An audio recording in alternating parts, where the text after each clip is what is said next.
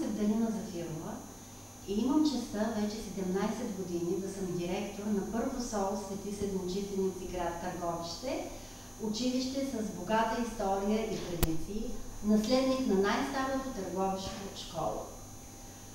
Във връзка с отбелязване на 110 години от въвеждането на гимназиалното образование в нашето училище и в нашия град, ние организираме поредица от срещи с учителите, тези видни личности, които са били преди нас.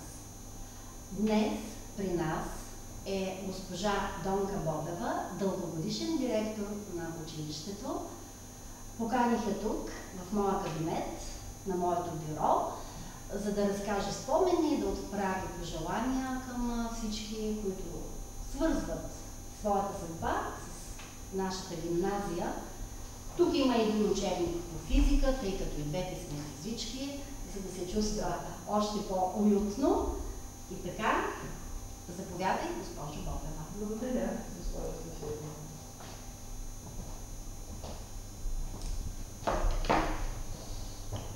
Както разбрахте, аз съм Донка Бобева и сърдечно поздравявам целия учителски и ученически колектив на Първо средно общо образователно училище Свети Седмоучителници с инициативата да отбележат тържествено 110 години от създаването на гимназиално образование в Търговище. И най-важното това, че Първо средно училище е наследник и продължител на първото средско училище в града. В него имах щастието да работя и аз. Много може да се говори за историята, за успехите постигнати в училището.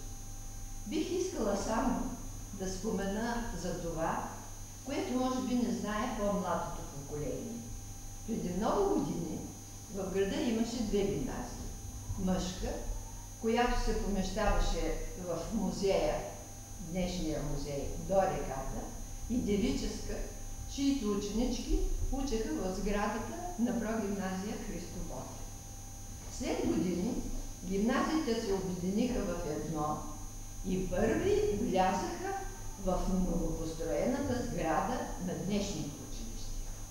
Макар и в една сграда, гимназиите останаха пак две. В едната постъпваха повече ученици от съседни населени места на нашия град, а в другата тези предимно от него. От последното пълно и последно обединение на училищата се роди Първо средно училище Свети Седмоучителници. Мога с радост да кажа, че имах голямия късмет след завършване на университета да бъда назначена именно в него. Тук аз прекарах целия си трудов стаж от 35 години без няколко месеца. Това училище стана мой втори дом. Първите 10-12 години бях учителка по физика в горния курс. След това заместник директор и накрая ми беше предложено да стана директор. Откровено трябва да споделя, че вземането на това решение ми беше трудно.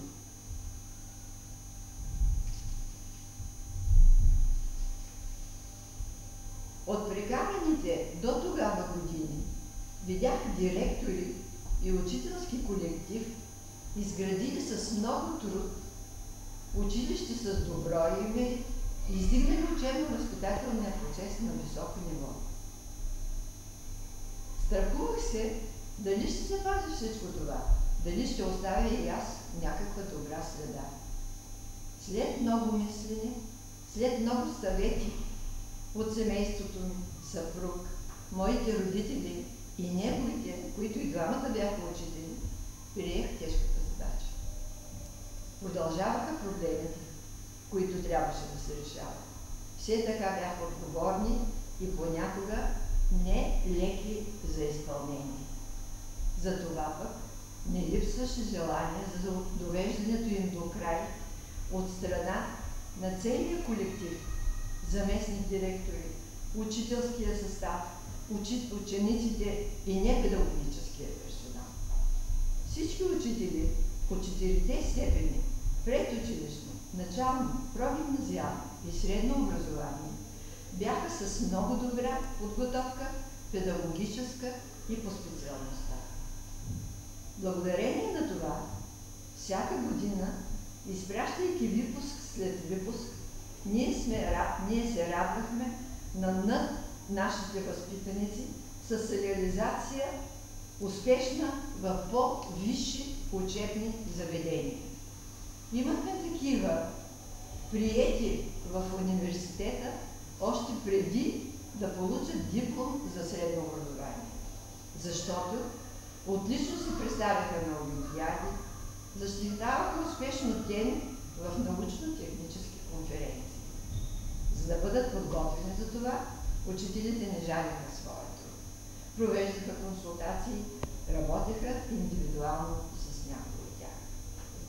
Училището ни продължаваше да бъде водещо при въвеждане на новостите в учебно-възпитателния процес. Много от учителите периодично изнасяха открити уроци пред колегите си от града и района. Експерименти за реформи на образованието бяха възлагани на нашия колектив. Затова трябваше голяма организация на всички сили. Всичко се правеше, за да се защити честа на училището, за да израснат нашите възпитаници, готови да се реализират в различни сфери на обществения живот.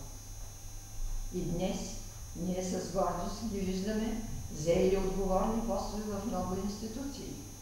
Към труда, който те са положили за това, има и частица от нашите усилия. Много още може да се говори за живота в училището, но за това ще кажат другите мои колеги. Накрая искам да пожелая още по-големи успехи на първо средно училище, ръководено от госпожа Зафирова. Тя е млада, енергична, запозната с новостите в обучението и навлизащите в него технологии. Работете, учете усърдно и никога не забравяйте, че сте наследници на първото светско училище в града. Бъдете винаги и навсякъде сред първите първи.